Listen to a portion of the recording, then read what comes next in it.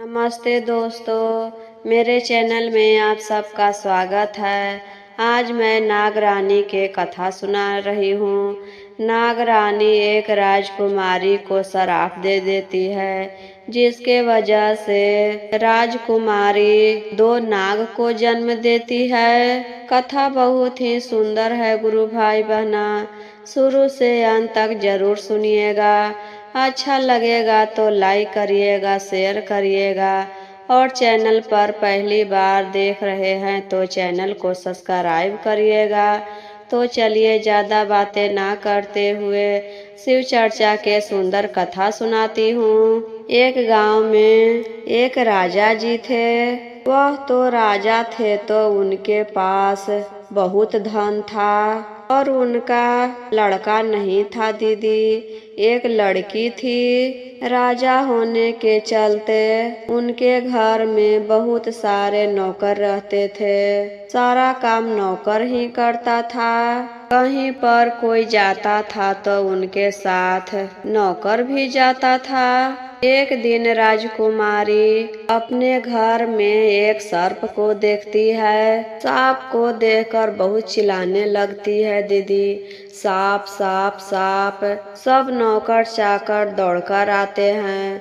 राजा साहब भी आते हैं। नौकर के आते ही राजकुमारी कहती है, इस सांप को जल्दी मारिए, नहीं तो कोई के डस लेगा। नौकर कहता है, नहीं बिटिया, सांप नहीं डसेगा, यह अपने आप चला जाएगा। यह तो शिव गुरु के गला के शोभा है, इसे मार देंगे तो शिव गुरु हमसे नाराज हो जाएंगे। नौकर शिव गुरु के भक्त था, इसी चलते ऐसा बोल रहा था दीदी। लेकिन राजकुमारी नहीं मानती है, कहती है यह सब ढोंग है, ऐसा कुछ नहीं होता है, इसे जल्दी मारो।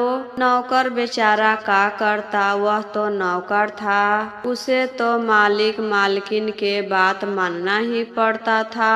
तब वह जान मार देता है सांप को। राजा के गांव में सभी लोग शिव चर्चा करते थे, लेकिन राजा साहब शिव चर्चा के खिलाफ थे। वह तो कोई भी भगवान के नहीं मानते थे दीदी। एक दिन का होता है दीदी, राजकुमारी अपने पिता से कहती है, पिताजी आज हम बाहर जंगल में घूमने जाएंगे, वहाँ पर बाग बगीचा होगा। कितना सुंदर आज मौसम किया है घूमने वाला, देखिए तो आकाश में बादल छाया है और ठंडी ठंडी हवाएं चल रही है, तो आज हम घूमने जाएंगे। तब राजा साहब कहते हैं, ठीक है बेटी, जब तुम कह रही हो तो चली जाओ और अपने साथ में नौकर को लेते जाना। राजकुमारी जाने के लिए तैयार हो जाती है और अपने साथ नौकर को भी ले लेती है। जंगल में जाकर वहाँ घूमने लगती है। घूमते घूमते एक पेड़ के नीचे बैठ जाती है। तभी उधर से नाग नागिन अपने दो बच्चों के साथ घूमने निकले थे। उस दिन अच्छा मौसम किया था घूमने वाला, तो नाग नागिन भी सोचते हैं कि अपने बच्चों को घुमा दे, सारी दुनिया दिखा दे। जब हम नहीं रहेंगे तो बच्चे इधर उधर घूमेंगे। तभी नाग रानी के नजर पड़ता है राजकुमारी पर। नाग रानी देखकर हैरान हो जाती है। देखिए गुरु बहन, सांप ये सभी नहीं चाहते हैं कि हमें मनुष्य से भेंट हो। मनुष्य से भेंट होगा तो वह हमें मार देंगे। इसी चलते देखकर नाग रानी हैरान हो जाती है कि अरे यहाँ तो इंसान बैठा है, हम सबको आज मार देगा। तभी राजकुमारी के नजर नागरानी और उसके बच्चों पर पड़ता है। वह देखकर डर जाती है कि अरे एक साथ चार सांप है, यह तो हमें काट ही लेगा। हमको नहीं काटेगा तो किसी और को काट लेगा। तब अपने सैनिक को कहती है इसे जल्दी मारो, नहीं तो यह सब के काट लेगी। तभी नागरानी राजकुमारी से कहती है हमें मत मारो, हम तुम्हें नहीं काटेंगे। हम अपने बच्चों के साथ यहाँ घूमने आए हैं, हम तुमको कुछ नहीं करेंगे, मुझ पर विश्वास करो। लेकिन राजकुमारी एक नहीं सुनती है दीदी। वह अपने सामने कीड़ा मकोड़ा या कोई भी कीटनाशक जीव हो उसे मरवा देती थी। वह नागरानी के बात नहीं सुनती है और अपने सैनिक को कहती है जल्दी इसे मारो, जो कह रहे हैं वह जल्दी करो।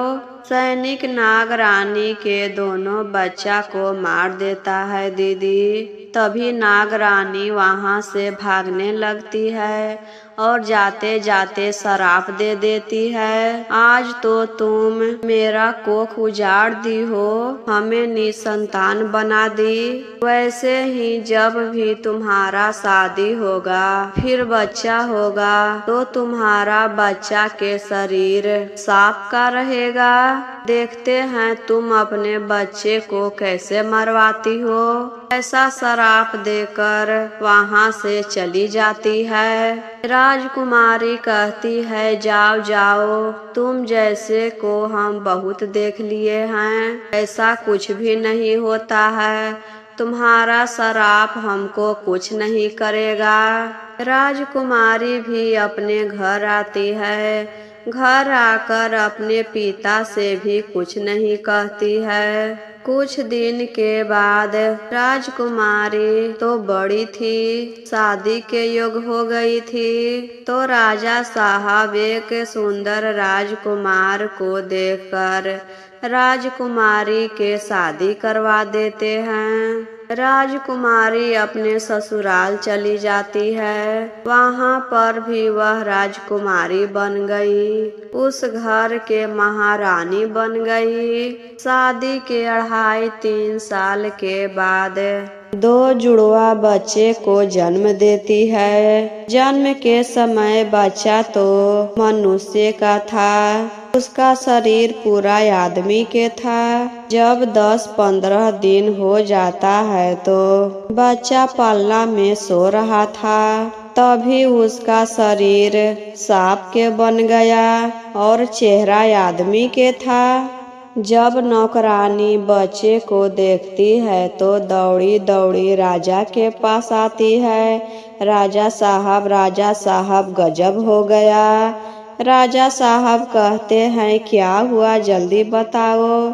तो नौकरानी कहती है राजा साहब बच्चा पालना में सोया था तो वह ठीक था और अचानक उसका शरीर सांप के हो गया है और चेहरा तो पहले जैसा था वैसा है। राजा साहब बच्चों के पास जाते हैं तो देखते हैं सही में उसका शरीर सांप का है। तब राजकुमारी के नागरानी वाला श्राप याद आ जाता है। वह तो भूल ही गई थी। वह तो सोच रही थी कि ऐसा कहने से थोड़े न मेरा बच्चा सांप का हो जाएगा। और धीरे धीरे समय बीता तो वह भूल गई थी। लेकिन जब बेटा का शरीर सांप का हो गया तो उसे धीरे धीरे सब याद आने लगा। लेकिन डर के मारे कुछ बता नहीं रही थी। राजा साहब पूछते हैं रानी से यह सब कैसे हुआ। रानी कहती है हमको नहीं है पता राजा साहब कैसे हुआ। वह डर रही थी कि बता देंगे तो हमें घर से निकाल देंगे। धीरे धीरे बच्चा बड़ा होने लगा और उसके अंदर पूरा विष भर गया।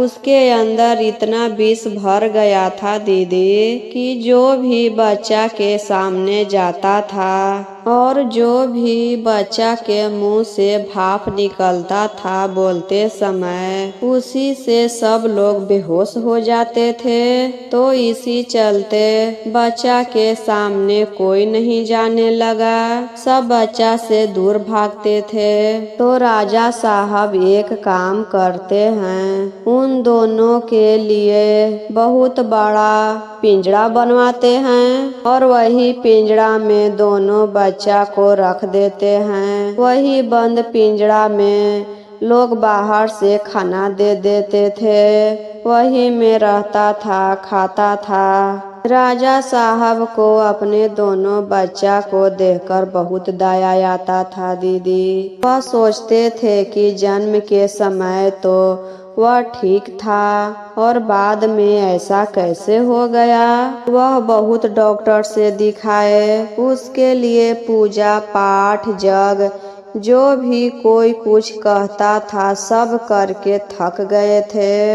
एक दिन एक महर्षि राजा साहब के दरवाजा पर आते हैं। राजा साहब उनको बैठाते हैं और अपनी सारी दुख उनसे बताते हैं।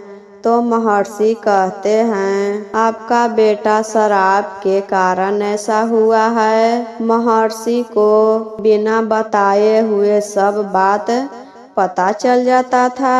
आपकी पत्नी को एक नागरानी शराप दी थी और डर के मारे वह आज तक कभी भी किसी को नहीं बताई है। वही शराब के कारण आपका दोनों लड़का सांप बन गया है।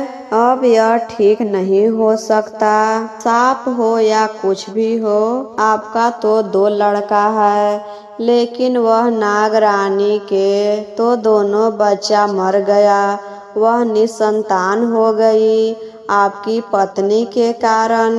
तो इसी चलते दीदी हमें किसी पर अत्याचार नहीं करना चाहिए। नाग नागिन अपना बदला जरूर पूरा करती है, या कोई भी जीव जंतु हो उसे नहीं मारना चाहिए। यह सब तो भोलेनाथ का देन है, यह संसार तो उन्हीं से चल रहा है। तो आपको यह कथा कैसा लगा दीदी, कमेंट बॉक्स में जरूर बताइए। अच्छा लगा होगा तो लाइक करिएगा, शेयर करिएगा और चैनल पर पहली बार देख रहे हैं तो चैनल को सब्सक्राइब करिएगा।